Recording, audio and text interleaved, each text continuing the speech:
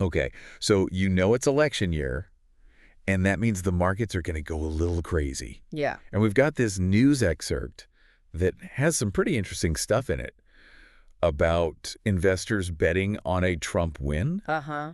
even though the polls show him behind. Like, what is going on with that? And then on top of that, there's this thing about a poll in Iowa that, like, shook up the markets. Yeah. I don't know. It's just a lot to unpack right now. It Uh, just feels like kind of a puzzle to me, you know? well, yeah, it's definitely like a head scratcher because markets, they don't really like surprises, you What? know? Uncertainty equals caution for most investors, and that can lead to some pretty wild swings depending on what happens, with the news and stuff. Okay, yeah. Uncertainty equals volatility. I got you. That makes sense. Yeah. But so this Iowa surprise thing, the article was talking about Yeah. what exactly happened there and why did one poll even matter so much? So there was this poll that came out of Iowa, Uh-huh. and it ended up being a lot closer than people thought it was going to be. And, Iowa's a really important swing state. Right. So a close race there, it kind of suggests that the whole entire election could be closer than we thought. Yeah. And so all of a sudden, the possibility of a Trump victory, which a lot of people had kind of written off, Yeah. all of a sudden it seemed a lot more real, Yeah. you know? And so people kind of freaked out, the investors. Well, maybe freaked out is a little strong, Okay, fair enough. but they definitely reacted like the dollar actually gained some value. Yeah. Because a Trump win is generally seen as like a positive thing for the U.S. dollar. Interesting.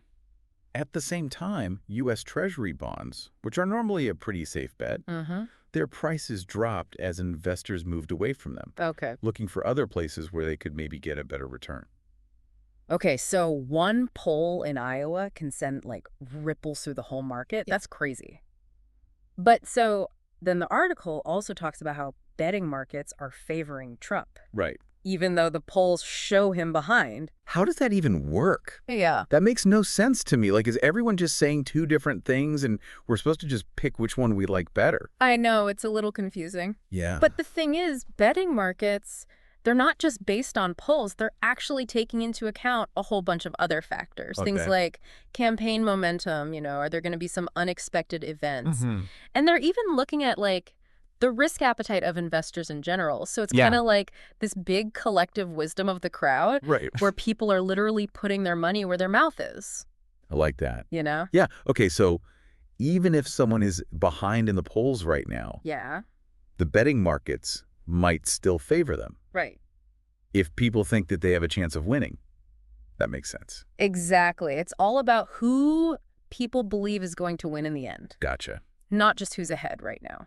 Makes sense. And you also got to remember that investors can react to risk in a couple of different ways. Oh. Like some get scared and they just pull back, and that's called like a risk-off behavior. Okay, whisk off. But then there are other people who actually see opportunity in all the volatility. Uh-huh. And those are what you'd call the risk-on investors, and they jump in when everyone else is kind of running away. Interesting. Okay. Okay, so election uncertainty means volatile markets. Betting markets are more than just polls. Right. And investors can be either risk on or risk off, depending on how they see things. I'm with you. Yeah. But then there's this other thing that the article mentioned about Trump's economic policies, specifically tariffs Uh-huh. and their impact on inflation. Yeah. Can you walk us through that a little bit? Yeah, so one of the main things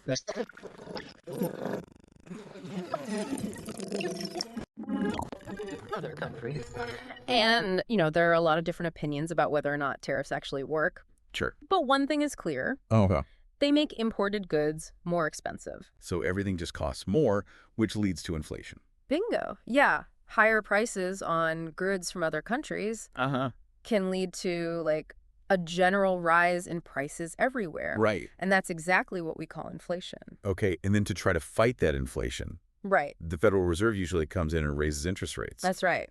Wait, so first, things cost more because of the tariffs. Yeah. And then on top of that, we might have even higher costs because interest rates are going up. It's possible. Yeah. How does that even affect, the average person just trying to manage their money? That's a good question. Yeah. And it really depends on your own situation. Okay. If you've got some savings, Yeah. higher interest rates might actually be a pretty good thing for you because you'll earn more interest on that money. Yeah, that's true. But then if you've got loans, like a mortgage or credit card debt, Right. those rates could also go up, which would make them more expensive to pay off. Yeah, that's tough. It really is kind of a double-edged sword. So elections can literally affect, like, how much money we have in our pockets at the end of the day. Yeah. I'm starting to understand why everybody's so stressed about this. Mm-hmm. And it sounds like, from this article at least, things could get even more volatile if the election is super close. That's what they're saying. Okay, so why would that be? Well, because a close race just, like, turns up the volume on all the uncertainty we've been talking about. Uh-huh. And when nobody knows who's going to win, Yeah, investors just kind of freeze up and they don't want to make any big makes moves. sense. So they might hold off on new investments or just make really short-term bets Yeah. instead of planning for the long term. So instead of the market moving in, like, a clear direction, Right. everyone's just kind of stuck waiting to see what happens. Exactly. Which probably means that the market is even more likely to, like, suddenly swing up or down. Yeah, it just makes those swings bigger when they do happen. Oh, and can you imagine what would happen if the election results were, like, disputed or if they got delayed or something? Yeah. Oh man, that'd be chaos. Yeah.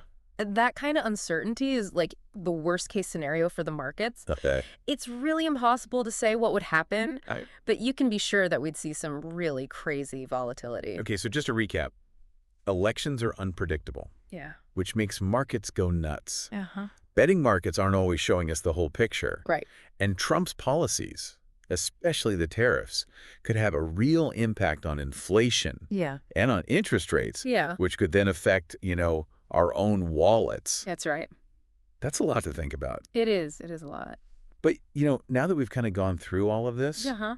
what are you thinking? Like, what are your thoughts on all of this for everyone listening? Yeah.